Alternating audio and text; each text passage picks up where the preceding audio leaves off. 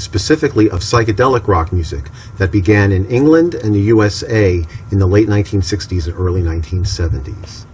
In 1967, Jeff Beck, Procol Harum, and the Moody Blues released classically inspired rock music. Pink Floyd's first album contained long instrumental improvisations, at least partially inspired by some of Britain's most experimental music. Many British rock bands, such as Gentle Giant, began incorporating ideas taken from classical music, and the wide variety of new electronic instruments and effects that were newly available also greatly affected the music. There was experimentation with improvisation and complex and lengthier compositions.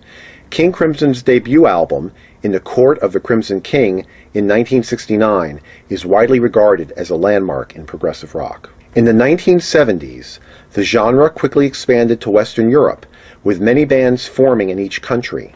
Established progressive bands built a strong fan base, and Genesis, ELP, Yes, Jethro Tull, and Pink Floyd scored top 10 albums.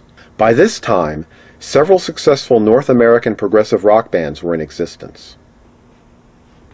During the mid to late 70s, progressive rock expanded to Eastern Europe, Japan, and Latin America, and gained a unique voice by incorporating elements of these regions' distinct sounds into their progressive rock.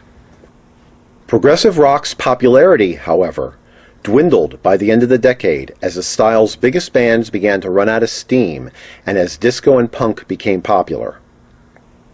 The early 1980s saw a revival of the genre in England that was eventually mirrored in all corners of the world, particularly in Eastern Europe and then in Latin America, where many bands formed.